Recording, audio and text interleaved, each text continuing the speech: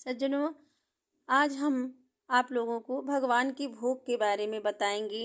वैसे तो नारायण भगवान का भोग जो है वो 56 प्रकार का माना गया है कि 56 प्रकार का भोग भगवान को लगाया जाता है। लेकिन हम लोग गृहस्थ जीवन में रह करके अगर इतना नहीं कर पाते हैं तो कुछ न कुछ भगवान के लिए थोड़ा ही रोज अलग बनाना चाहिए।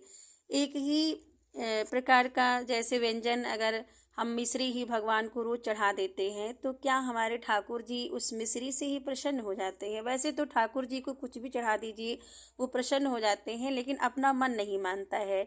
क्योंकि अगर हम रोज अपनी कुछ अलग अलग खाते हैं, जैसे दाल चावल रोटी सब्जी, उसके बाद मेरा मन भर जाता है। तब मन भरने के बाद अगर लोग कहते हैं कुछ अलग खाना चाहिए, तो हमारे ठाकुर जी का भी तो मन वैसे ही है कि उनका भी तो मन करता होगा कुछ अलग खाने के लिए। तो अपने ठाकुर जी को कुछ अलग जो है बना करके खिलाइए कभी कभी। तो जो है आज हमने देखिए अपने ठाकुर जी के लिए ये सूजी का हलवा बनाया है। और ठाकुर जी को मैं जो है सूजी का हलवा कैसे खिलाऊंगी, देखिए मेरे ठाकुर जी खा रहे हैं सूजी का हलवा। और मैंने ठाकुर जी को सूजी का हलवा खिला दिया। अब इन ठाकुर जी को भी मैं खिलाती हूँ सूजी का हलवा। और भोग लगाते समय अगर आप कोई मंत्र न बोल सके तो बस इतना बोल दीजिए, त्वदीयम वस्तुम गोविंदम तुभ्यम एव समर्पयेत। यानी आपका दिया हुआ वस्तु है और मैं आपको जो है समर्पित कर रही हूँ।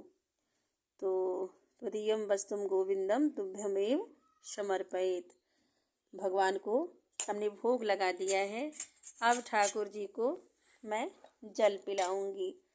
देखिए ठाकुर जी जल पी रहे हैं मेरे।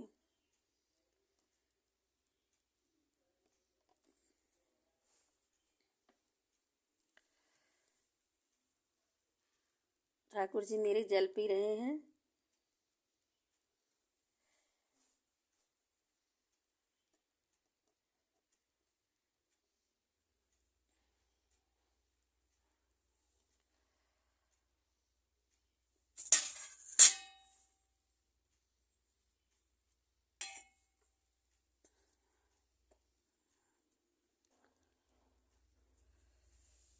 ठाकुर जी को मैंने जल पिला दिया।